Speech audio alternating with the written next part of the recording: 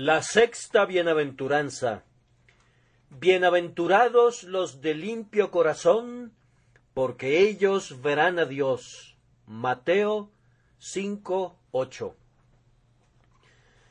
Una peculiaridad del grandioso apóstol y sumo sacerdote de nuestra profesión, Jesucristo nuestro Señor y Salvador, era que su enseñanza tenía por blanco los corazones de los hombres.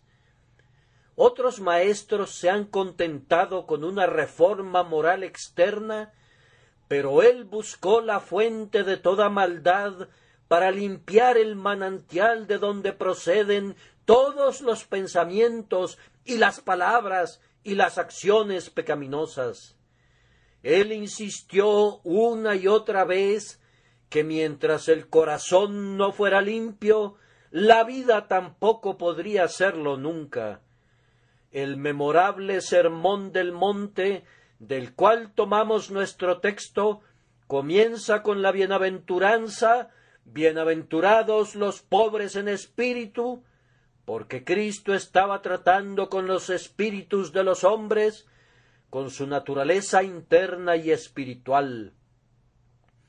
Hizo más o menos lo mismo con cada bienaventuranza, y la sexta da en el propio centro del blanco, puesto que no dice bienaventurados los de limpio lenguaje o los de limpia acción, y mucho menos bienaventurados los de limpias ceremonias o los de limpio vestido o los de limpio alimento, sino que dice bienaventurados los de limpio corazón.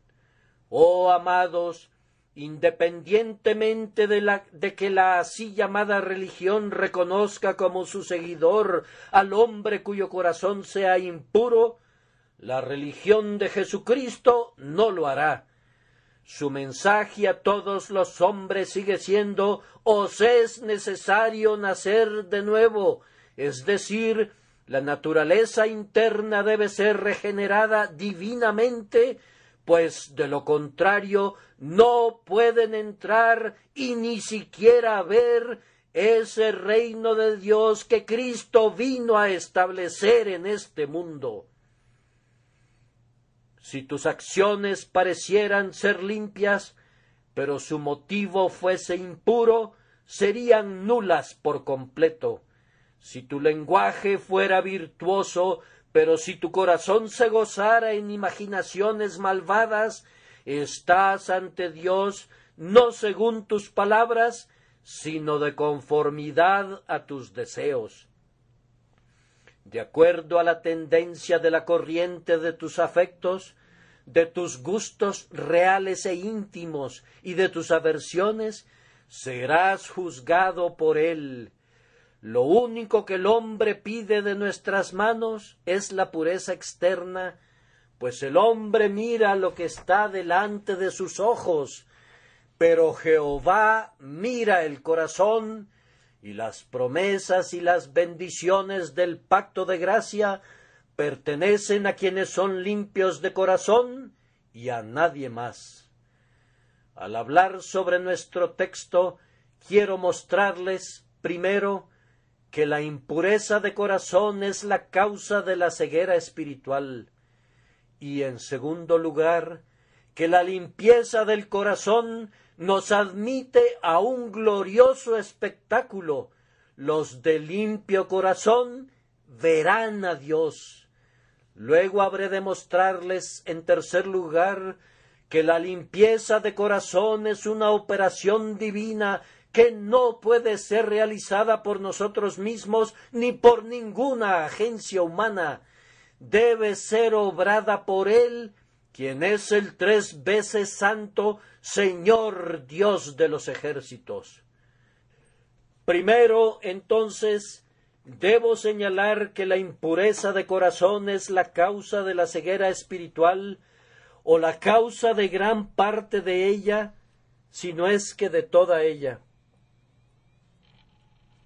Un hombre que está intoxicado no puede ver claramente, y su visión es frecuentemente distorsionada o doble, y hay copas, además de las que intoxican, que impiden que el ojo mental tenga una clara visión, y quien beba ávidamente de esas copas se quedará espiritualmente ciego, y otros, en la proporción que sorban los tragos nocivos, serán incapaces de ver a la distancia.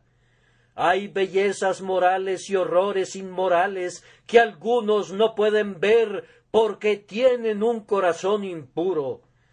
Tomen, por ejemplo, al avariento, y pronto descubrirán que no existe otro polvo que ciegue tan eficazmente como el polvo del oro.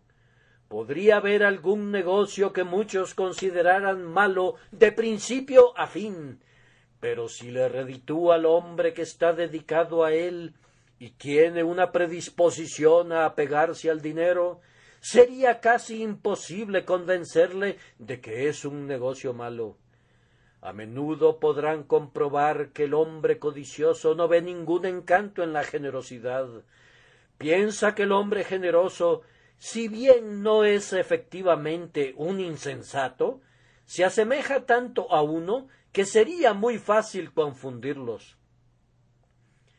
Él mismo admira lo que se puede conseguir con facilidad, y entre más pueda conseguirlo, será más feliz. La tacañería y la opresión del pobre son ocupaciones que desempeña con deleite. Si ha llevado a cabo un trato sucio en el que hubiere sacrificado todo principio de honor, pero que hubiera resultado en su propio beneficio, se diría: eso fue un golpe maestro. Y si se juntara con otro individuo de su calaña, él y su cómplice se reirían entre dientes de la transacción y presumirían por el final feliz. Sería inútil que yo intentara razonar con un hombre avariento para mostrarle la belleza de la liberalidad, y por otra parte no pensaría en perder mi tiempo procurando obtener de él una opinión objetiva en cuanto a la justicia de cualquier cosa que supiera que es remunerativa. Ustedes saben que hace algunos años hubo una gran lucha en los Estados Unidos sobre la cuestión de la esclavitud.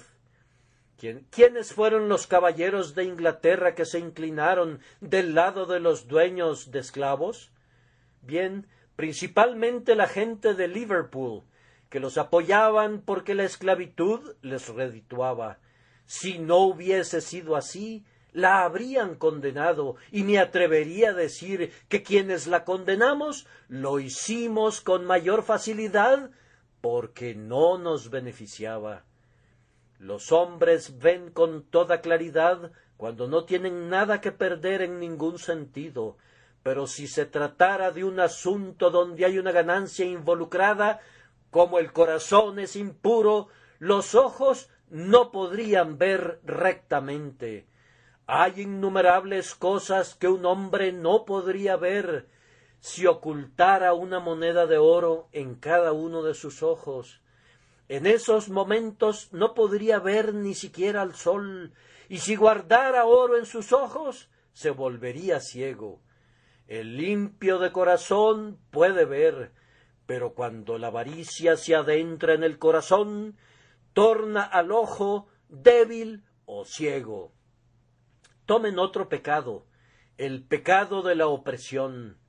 Hay hombres que nos dicen que, en su opinión, las personas que ocupan las posiciones más elevadas en la vida constituyen la verdadera belleza y gloria de la nación, y que la gente pobre debería quedarse en su lugar, porque fueron creados a propósito para que la nobleza pudiera ser sostenida en su exaltada posición, y para que otras personas altamente respetables pudieran acumular para sí cualquier cantidad de riqueza. En cuanto a la idea de que los hombres necesiten más dinero por sus servicios, eso no debe ser alentado en ningún momento, según afirman estos caballeros. Y si la pobre costurera trabaja arduamente y padece hambre por los escasos ingresos que recibe, No debes decir ni una sola palabra al respecto, pues existen las leyes de economía política que gobiernan todos esos casos, de tal forma que ella tiene que ser triturada en medio de las ruedas que abundan en esta época de las máquinas, y nadie debe interferir en el asunto. Por supuesto que un opresor no puede o no quiere ver el mal de la opresión. Si pones delante de él un caso de injusticia que es tan evidente como la nariz de su cara, no puede verlo, pues ha estado siempre bajo el engaño de que fue enviado al mundo con un látigo en su mano para arrear a la gente según convenga, ya que él es un ser grandioso y las otras personas no son nada, aptas sólo para arrastrarse bajo sus enormes piernas, pidiéndole humildemente su permiso para existir. De esta manera, si la opresión ocupa el corazón, ciega completamente la vista y pervierte el juicio del opresor. La misma observación es válida en lo concerniente a la lascivia. He notado a menudo que cuando los hombres hablan mal de la religión y denigran la santa palabra de Dios, sus vidas son impuras. Raramente, y tal vez nunca, me he encontrado con un caso en el que mi juicio me haya engañado con relación a las vidas de los hombres que hablan en contra de las cosas santas. Recuerdo haber predicado una vez en una aldea en la campiña, justo alrededor del tiempo de la cosecha, y al comentar el hecho de que algunos granjeros no permiten a los pobres que recojan la rebusca de sus campos, dije que yo creía que había algunas personas que eran tan ruines que si pudieran rastrillar minuciosamente sus campos, lo harían. En esa ocasión, un granjero se marchó ruidosamente y muy enojado fuera del lugar donde yo predicaba, y cuando le preguntaron por qué estaba tan molesto, respondió con la mayor simplicidad: porque rastrillo 2 veces mis campos. Por supuesto que no podía percibir ningún placer particular en cuidar a los pobres, ni se podía someter con agrado a la reprensión que sintió que recibía tan agudamente.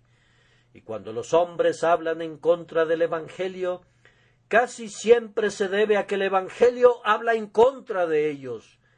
El Evangelio los encuentra y los acusa de la culpa de sus pecados y los arresta. Ha venido a ellos como un policía con su linterna para la oscuridad y ha enfocado plenamente su rayo de luz sobre su iniquidad, y por eso es que están tan indignados. No vivirían como viven si pudieran verse como Dios los ve. No podrían ser capaces de continuar en su inmundicia, corrompiendo a otros así como arruinándose ellos mismos, si realmente pudieran ver.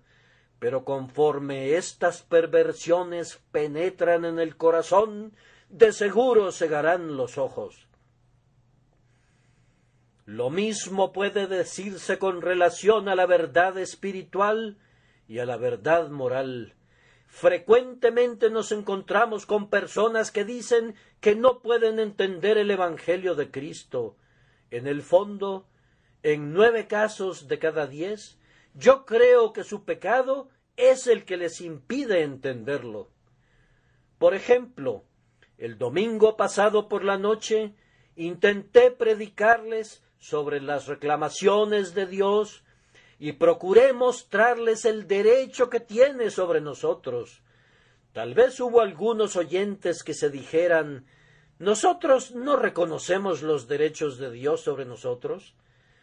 Si cualquiera de ustedes habla así, es porque su corazón no es recto a los ojos de Dios, pues si fuesen capaces de juzgar rectamente, verían que Dios tiene los más elevados derechos del mundo sobre sus criaturas, y estarían prestos a decir: yo reconozco que quien me ha creado tiene el derecho de gobernarme, que Él es Dios y Señor, y el más grandioso y el mejor, y que debe ser el legislador infaliblemente sabio y justo, siempre benévolo y bueno. Cuando los hombres dicen en la práctica no engañaremos ni robaremos a nuestros semejantes, pero en cuanto a Dios, ¿qué importa cómo lo tratemos? La razón de su comentario es que son injustos de corazón, y su así llamada justicia con sus semejantes sólo se debe a que su lema es la honestidad es la mejor política, y realmente no tienen un corazón limpio, pues de lo contrario admitirían de inmediato los justos reclamos del Altísimo. La grandiosa doctrina central de la expiación no puede ser apreciada plenamente mientras el corazón no sea rectificado. Probablemente han escuchado a menudo comentarios tales como estos: no entiendo por qué deba haber una propiciación a Dios por el pecado. ¿Por qué no puede perdonar la transgresión de una vez y acabar con ella? ¿Qué necesidad hay de un sacrificio sustitutivo? Ah, amigo, si hubieras sentido alguna vez el peso del pecado sobre tu conciencia, si hubieras aprendido a detestar el simple pensamiento del mal, si se te hubiera quebrantado el corazón por haber sido terriblemente manchado por el pecado, sentirías que la expiación no solamente es requerida por Dios, sino que también es requerida por tu propio sentido de la justicia, y en vez de rebelarte contra la doctrina de un sacrificio vicario, le abrirías tu corazón y clamarías: eso es precisamente lo que yo necesito.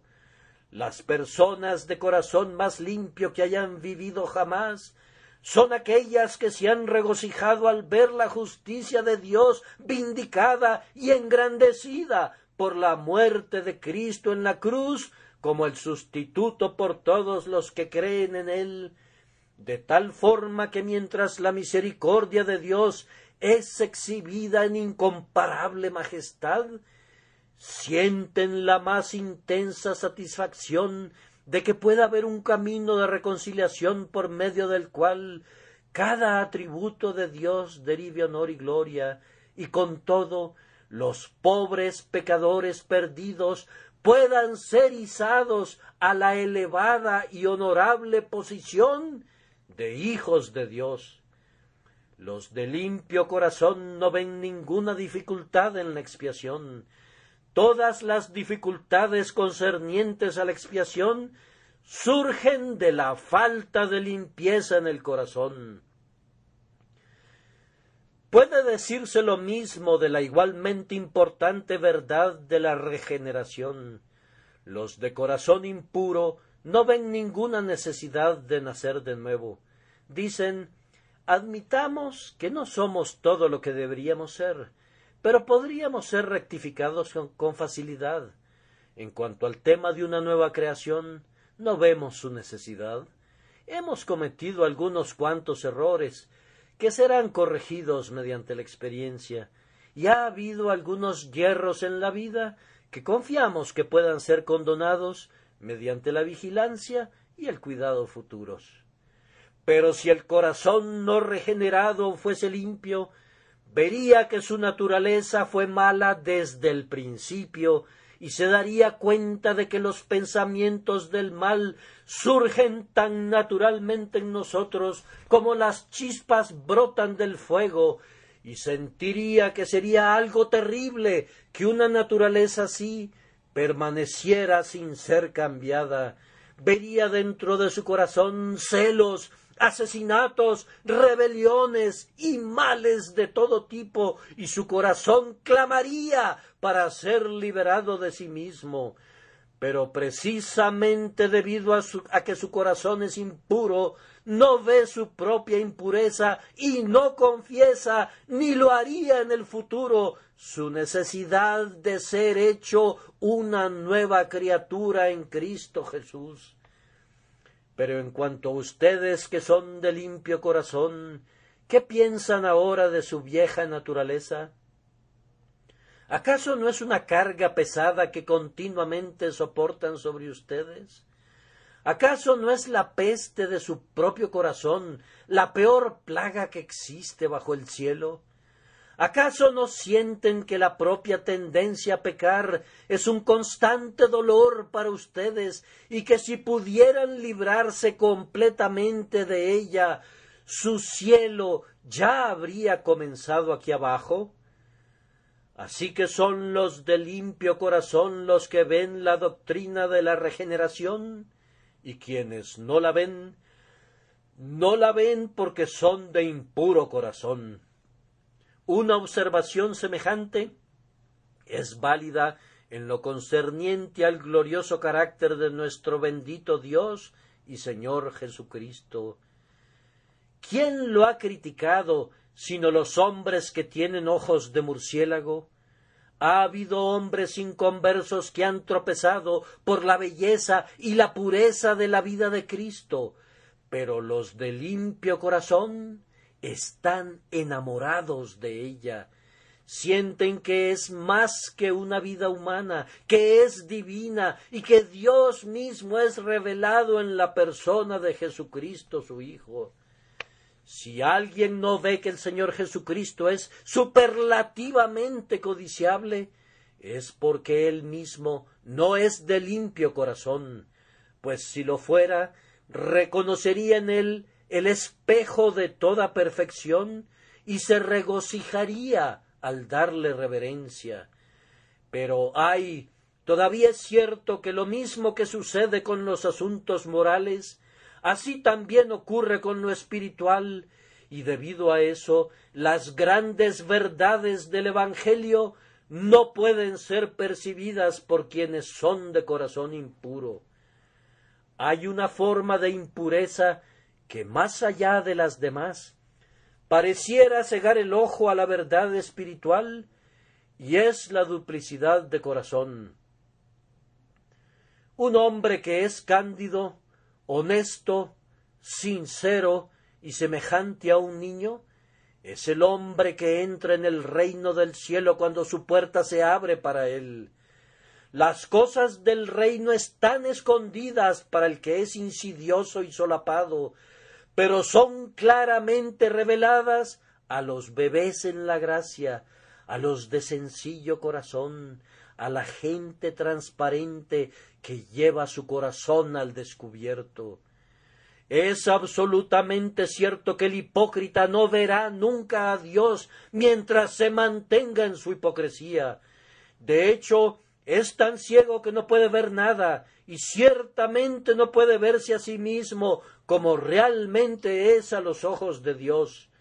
El hombre que está muy satisfecho con el nombre de cristiano, pero que no lleva la vida de un cristiano, no verá nunca a Dios mientras sus ojos no sean abiertos divinamente. ¿Qué les importa a otros cuál es su opinión sobre cualquier tema? ¿No nos debería de importar recibir alabanzas del hombre que es insidioso y que es prácticamente un mentiroso? Pues mientras es una cosa en su corazón, se esfuerza por pasar por otra cosa en su vida. Tampoco el formalismo verá a Dios alguna vez, pues el formalismo siempre mira a la cáscara y no se adentra nunca en la semilla. El formalismo lame el hueso, pero no llega nunca a la médula. Se apertrecha de ceremonias mayormente inventadas por él, y cuando ha participado en ellas, se halaga diciendo que todo está bien, aunque su propio corazón codicia el pecado. La casa de la viuda está siendo devorada, incluso en el preciso momento en que el fariseo eleva largas oraciones en la sinagoga o en las esquinas de las calles. Un hombre así no puede ver a Dios. Hay un tipo de lectura en las Escrituras que no conducirá nunca al hombre a ver a Dios.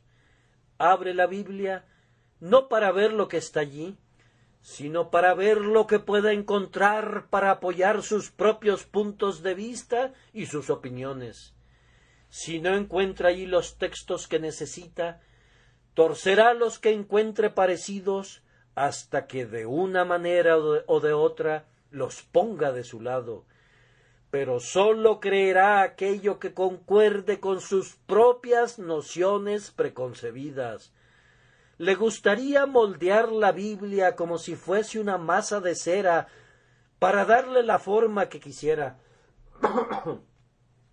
Por eso, naturalmente, no puede ver la verdad y no quiere verla. El hombre taimado no verá a Dios nunca. No temo tanto a ningún hombre como al hombre astuto, al hombre cuya estrella que lo guía es la política. He visto a rudos marineros convertidos a Dios y a blasfemos y a rameras y a grandes pecadores de casi todos los tipos llevados al Salvador y salvados por su gracia, y con mucha frecuencia han contado la verdad honesta acerca de sus pecados y han contado sin tapujos esa triste verdad de una manera franca, y cuando han sido convertidos he pensado a menudo que eran como la buena tierra de la cual habló nuestro Salvador, con un corazón honesto y bueno a pesar de toda su maldad.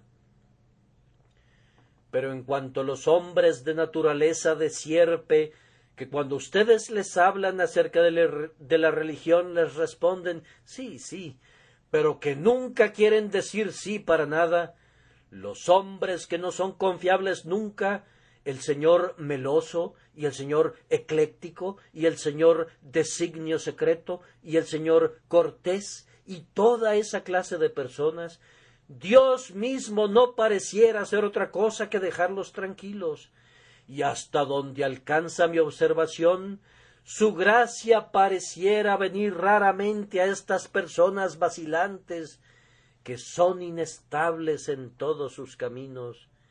Estas son las personas que no ven nunca a Dios. Un notable escritor ha observado que nuestro Señor probablemente aludía a este hecho en este versículo de nuestro texto. En los países orientales, el rey es visto raramente, vive en un aislamiento, y es un asunto sumamente difícil lograr una entrevista con él, y se requiere de todo tipo de tramas y de planes y de intrigas, y tal vez del uso de influencias tras bastidores, y de esa manera un hombre puede lograr al fin ver al rey. Pero Jesucristo dice, en efecto, esa no es la manera de ver a Dios. No, nunca nadie se acerca a Él mediante astucia o por medio de tramas y planes y artificios, pero el hombre sincero que se acerca humildemente a Él, tal como es, y dice, mi Dios, yo deseo verte, yo soy culpable y confieso mi pecado y te pido por tu amado Hijo que perdones mi pecado, ese es el que verá a Dios. Yo creo que hay algunos cristianos que jamás ven a Dios tan bien como otros lo ven. Me refiero a hermanos que debido a su constitución natural parecen ser naturalmente de un espíritu que todo lo pone en duda.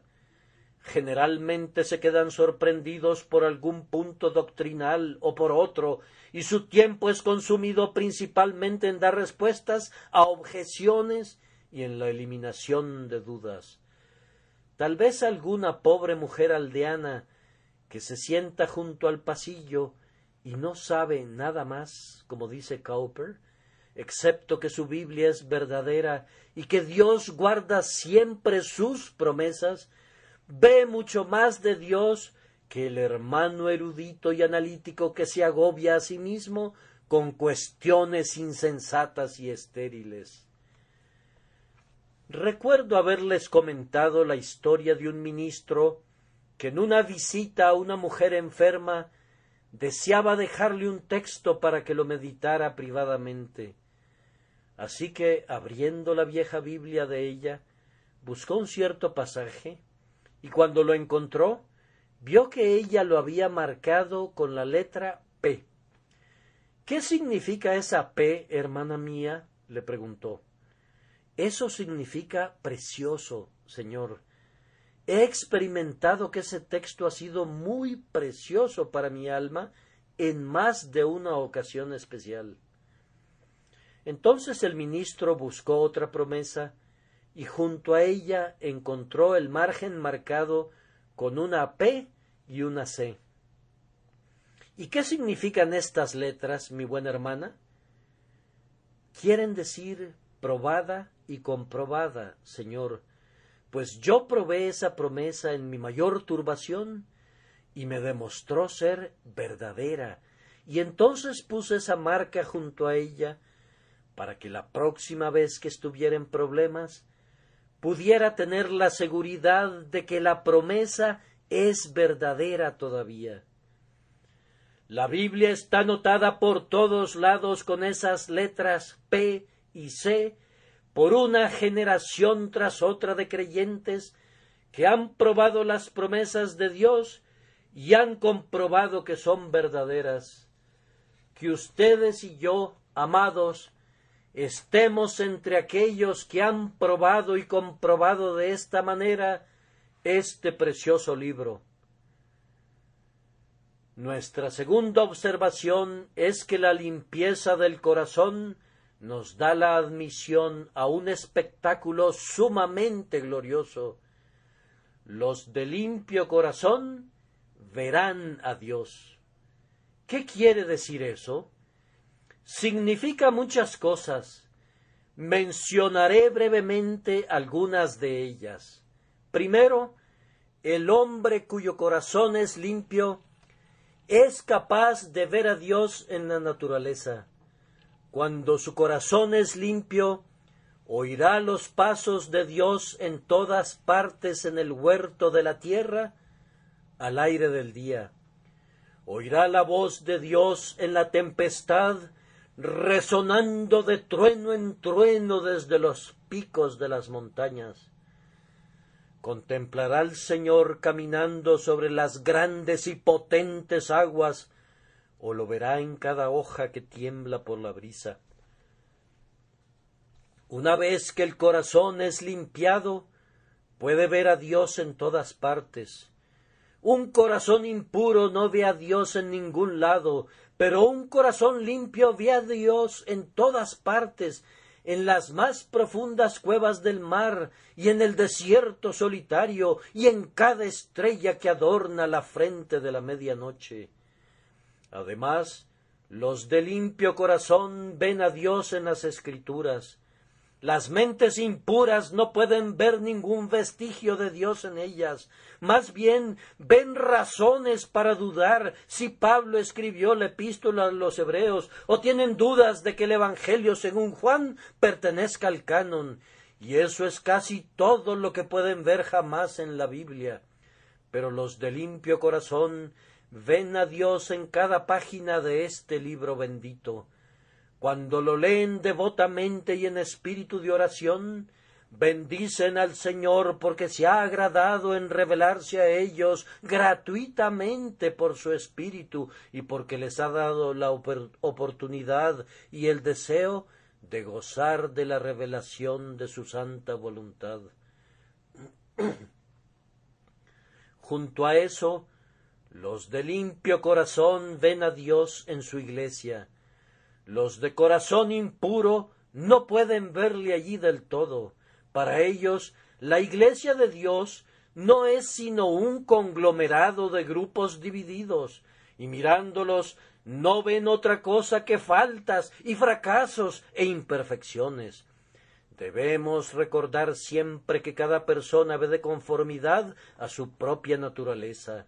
Cuando el buitre se remonta al cielo, ve la carroña donde esté, y cuando la paloma de alas plateadas vuela al azur, ve el trigo escogido allí donde esté.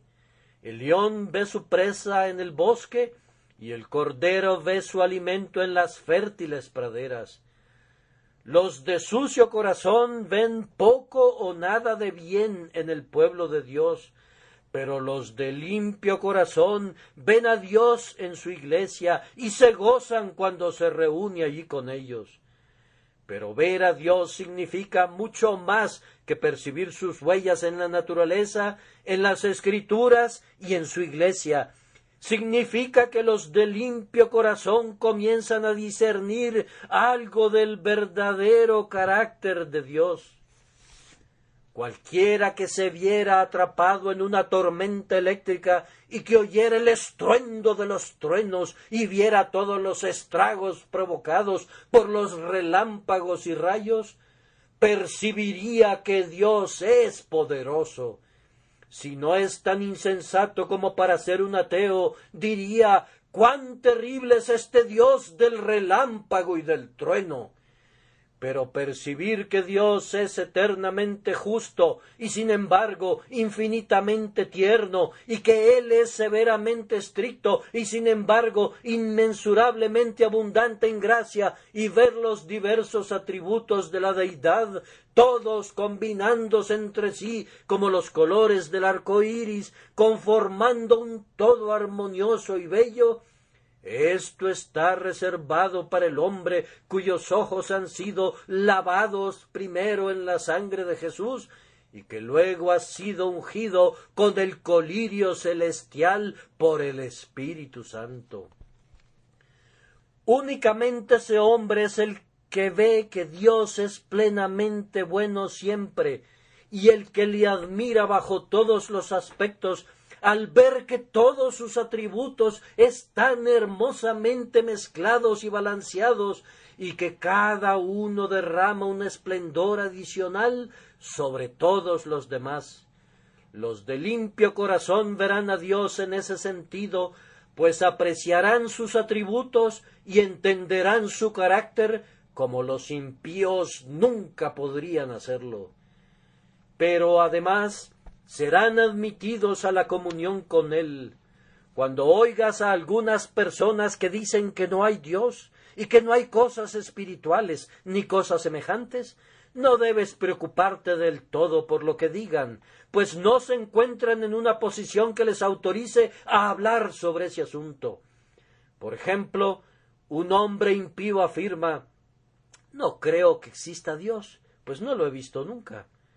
No dudo de la verdad de lo que dices, pero cuando te digo que lo he visto, no tienes un mayor derecho de dudar de mi palabra del que yo tengo de dudar de la tuya. Un día, en una mesa de la cafetería de un hotel, yo estaba hablando con un hermano ministro acerca de ciertas cosas espirituales, cuando un caballero que estaba sentado frente a nosotros y que tenía una servilleta sujeta a su cuello y un rostro que revelaba predilección por el vino, hizo este comentario: «He vivido en este mundo durante 60 años y no he tenido ninguna conciencia de algo espiritual». Nosotros no expresamos lo que pensábamos, pero consideramos que era muy probable que lo que dijo era perfectamente cierto. Y hay una gran cantidad de personas en el mundo que podrían decir lo mismo que él dijo. Pero eso sólo demostraba que él no estaba consciente de algo espiritual, no que otros no estuvieran conscientes de algo espiritual. Hay una gran cantidad de personas que podrían decir: estamos conscientes de cosas espirituales, hemos sido movidos por la presencia de Dios entre nosotros y nos hemos postrado y hemos seguido adelante y hemos sido abatidos y luego hemos sido elevados al gozo y a la felicidad y a la paz. Y nuestras experiencias son fenómenos verdaderos, al menos lo son para nosotros, como cualesquiera otros fenómenos bajo el cielo, y no nos van a despojar de nuestras creencias porque están apoyadas por innumerables experiencias indudables. El que habita al abrigo del Altísimo morará bajo la sombra del Omnipotente. Pero no existe un lugar secreto así, dirá alguno, ni tampoco tal sombra. ¿Cómo sabes eso? Si otra persona viniera y dijera: Ah, pero yo habito en ese lugar secreto y moro bajo esa sombra. ¿Qué le responderías? Podrías llamarlo un insensato si quisieras, pero eso no prueba que sea un insensato. Aunque tal vez él podría demostrar que tú eres un insensato, pues él es un hombre tan honesto como lo eres tú, y tan digno de que se le crea como a ti. Hace algunos años, un abogado en los Estados Unidos asistió a una reunión de carácter religioso, donde escuchó a casi una docena de personas que relataban su experiencia cristiana. Él se sentó, lápiz en mano, y escribió su evidencia tal como la dieron. Al final se dijo: si tuviera un caso en la corte, me gustaría que estas personas se sentaran en la silla de los testigos, pues pienso que si tuviera su evidencia de mi lado, ganaría el caso. Después pensó: bien, he ridiculizado a estos individuos como fanáticos, y sin embargo, me gustaría contar con su evidencia en la corte sobre otros asuntos. No tienen nada que ganar con lo que han estado diciendo, por lo que debería creer que lo que han dicho es cierto. Y el abogado fue lo suficientemente sencillo, o más bien lo suficientemente sabio y lo suficientemente limpio de corazón para analizar el asunto correctamente, y de esta manera él también llegó a ver la verdad y a ver a Dios. Muchos de nosotros podríamos testificar, si este fuera el tiempo de hacerlo, que existe tal cosa como la comunión con Dios, incluso aquí en la tierra, pero los hombres pueden disfrutarla únicamente en la medida en que renuncien a su amor al pecado. No pueden hablar con Dios después de haber estado hablando la inmundicia.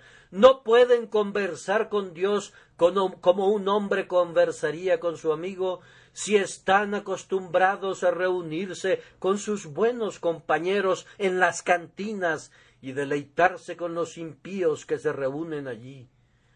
Los de limpio corazón pueden ver a Dios, y en efecto lo ven, no con los ojos naturales, y lejos de nosotros sea una idea carnal como esa, sino que, con sus ojos espirituales internos, ven al grandioso Dios que es espíritu, y tienen una comunión espiritual, pero muy real, con el Altísimo. La expresión «ellos verán a Dios» podría significar algo más. Como ya he dicho, los que veían a los monarcas orientales eran considerados generalmente como personas altamente privilegiadas. Había ciertos ministros de Estado que tenían el derecho de entrar y ver al rey siempre que decidieran hacerlo, y los de limpio corazón gozan precisamente de un derecho semejante recibido para entrar y ver a su rey en todo momento. En Cristo Jesús tienen el valor y la autorización para acercarse al trono de la gracia celestial con confianza. Siendo limpiados por la sangre preciosa de Jesús, se han convertido en los ministros, esto es, en los siervos de Dios, y Él los emplea como sus embajadores y los envía con sus elevados y honorables encargos, y ellos pueden verlo siempre que sus asuntos les conduzcan a la necesidad de una audiencia con Él. Y por último, llegará el tiempo cuando aquellos que han visto así a Dios en la tierra le verán cara a cara en el cielo. ¡Oh, el esplendor de esa visión! Es inútil que intente hablar de ella. Posiblemente dentro de una semana algunos de nosotros sabremos más acerca de ella que todo lo que los teólogos de la tierra pudieran decirnos. No es sino un fino velo el que nos separa del mundo de gloria. puede ser rasgado en dos en cualquier momento, y entonces, de inmediato, lejos de un mundo de dolor y pecado, con Dios eternamente unidos, los de limpio corazón entenderán plenamente lo que significa ver a Dios. Que esa sea su porción y la mía también, por siempre y para siempre. Ahora, por último, y muy brevemente, debo recordarles que esta limpieza del corazón es una obra divina. Y créanme cuando les digo que nunca es una obra innecesaria. Nadie, excepto Cristo Jesús, nació jamás con un corazón limpio. Todos han pecado, todos necesitan ser limpiados. No hay quien haga lo bueno, no hay ni siquiera uno.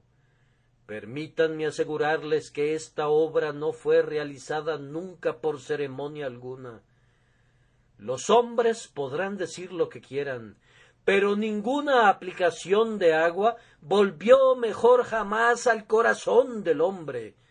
Algunos nos dicen que en el bautismo, refiriéndose a la aspersión de los bebés, como una regla, ellos regeneran y hacen miembros de Cristo, hijos de Dios y herederos del reino del cielo a las personas. Pero los que son rociados no son mejores que otras personas, crecen exactamente de la misma manera que otros. La ceremonia entera es inútil, y es peor que eso, pues es claramente contraria al ejemplo y a la enseñanza del Señor Jesucristo. Ninguna aplicación acuosa, ninguna ceremonia externa pueden afectar jamás al corazón. El corazón tampoco puede ser purificado por ningún proceso de reforma externa. Se ha hecho con frecuencia el intento de obrar desde el exterior hacia el interior, pero eso no puede lograrse. Sería lo mismo que si le dieras un corazón vivo a una estatua de mármol, golpeando sobre su superficie con un mazo y un cincel. Y hacer limpio de corazón a un pecador es un milagro tan grande como si Dios hiciera que esa estatua de mármol viviese y respirase y caminase. El corazón sólo puede ser limpiado por el Espíritu Santo de Dios. Tiene que venir sobre nosotros y cubrirnos con su sombra, y cuando ha venido hacia nosotros, entonces nuestro corazón es cambiado, pero nunca antes de eso. Cuando el Espíritu de Dios viene de esta manera a nosotros, limpia el alma para seguir la línea de la enseñanza de nuestro Salvador en el capítulo que estamos analizando, mostrándonos nuestra pobreza espiritual. Bienaventurados los pobres en espíritu. Esa es la primera obra de la gracia de Dios, hacernos sentir que somos pobres, que no somos nada, que no merecemos nada, que somos indignos de algún merecimiento y que somos pecadores merecedores del infierno. Cuando el Espíritu de Dios prosigue con su obra, lo siguiente que hace es conducirnos a llorar. Bienaventurados los que lloran. Lloramos cuando pensamos que hemos pecado como lo hemos hecho. Lloramos anhelando a nuestro Dios. Lloramos anhelando el perdón.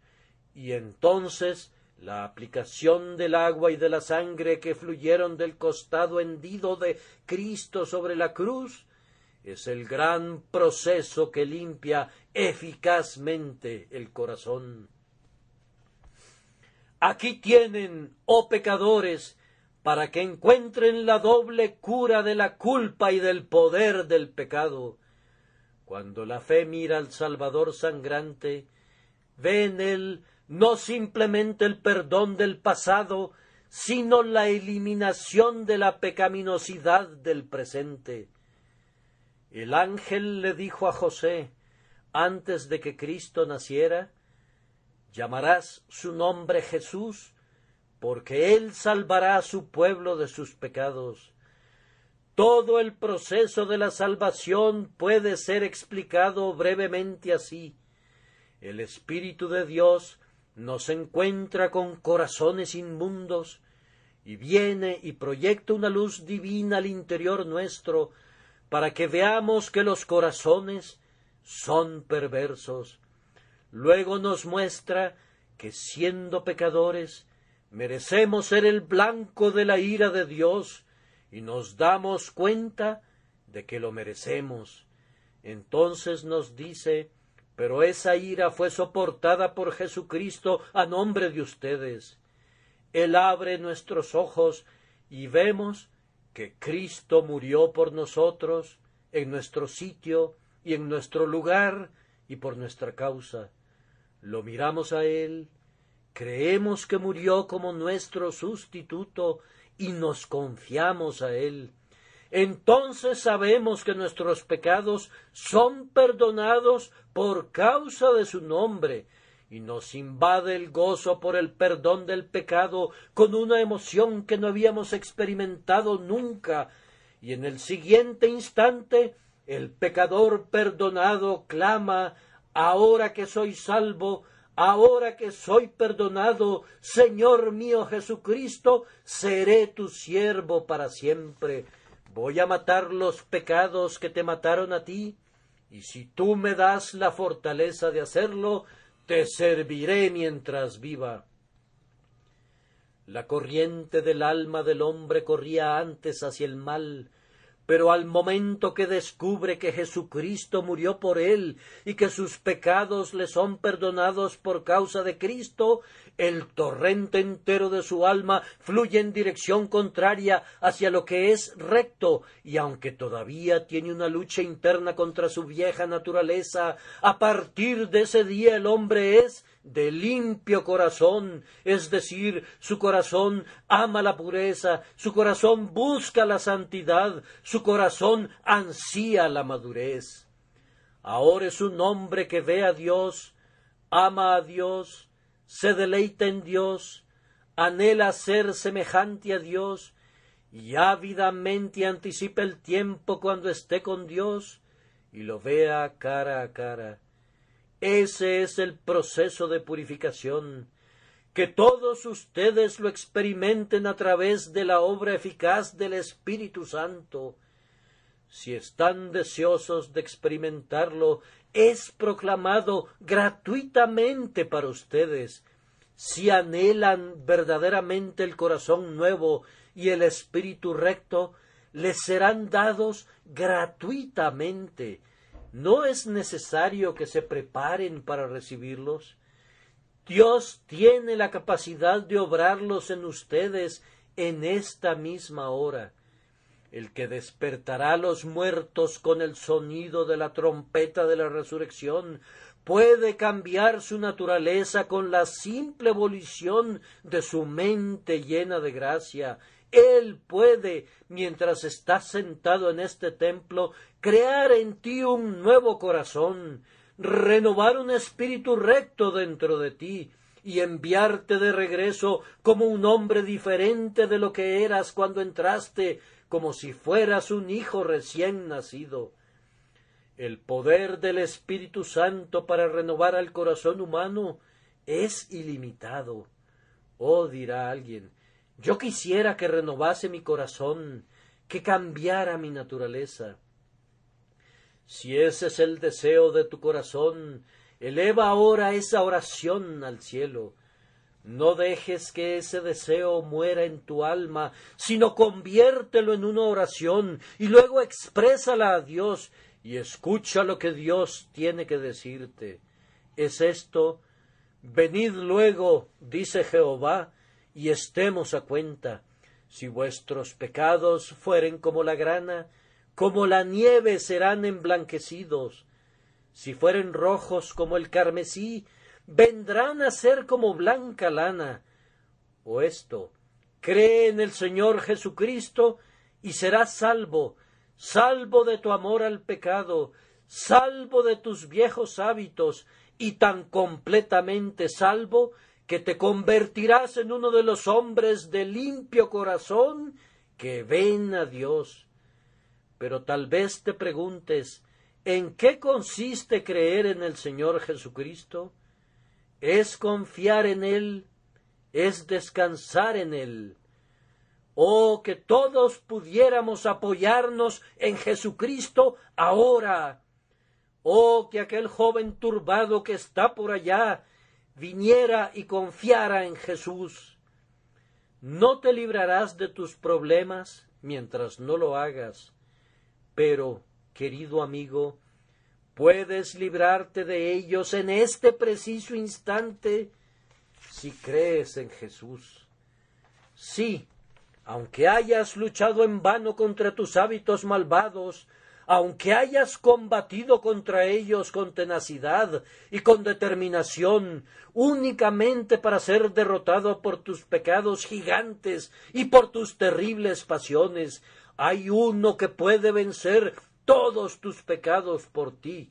Hay uno que es más fuerte que Hércules, que puede estrangular a la hidra de la lujuria, matar al león de tus pasiones y limpiar el establo de augías de tu naturaleza perversa, desviando los grandes ríos de sangre y agua de su sacrificio expiatorio a través de tu alma.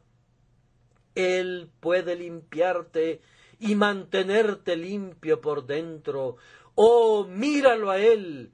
Él colgó de la cruz, maldecido por los hombres, y Dios lo volvió pecado por nosotros, aunque no conoció pecado, para que nosotros fuésemos hechos justicia de Dios en Él. Él fue condenado a morir como nuestra ofrenda por el pecado, para que pudiéramos vivir para siempre en el amor de Dios. Confíen en Él, confíen en Él. Él ha resucitado de los muertos y ha ascendido a su gloria y está a la diestra de Dios intercediendo por los transgresores. Confíen en Él. No pueden perecer nunca si solo confían en Él, y más bien vivirán con millones de millones más que han sido salvados por gracia, para cantar de un poderoso Salvador que puede salvar perpetuamente a los que por Él se acercan a Dios. Que Dios les conceda que todos sean salvos así, para que puedan estar en medio de los limpios de corazón que verán a Dios y que no dejarán de hacerlo nunca, y Él recibirá toda la gloria. Amén y amén.